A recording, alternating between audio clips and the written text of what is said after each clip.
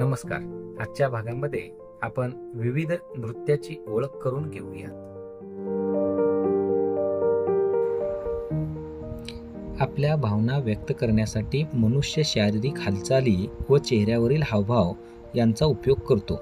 कधी आपला आनंद नृत्याच्या माध्यमातून व्यक्त करतो. हाच आनंद द्विगुणित करण्यासाठी तो इतरांनाही सामावून घेतो व समूहाने नृत्य करू लागतो.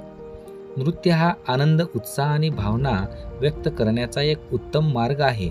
विविध प्रकारचे नृत्य शिकणे आणि त्यांचा अनुभव घेणे हा एक समृद्ध आणि पुरस्कृत अनुभव आहे.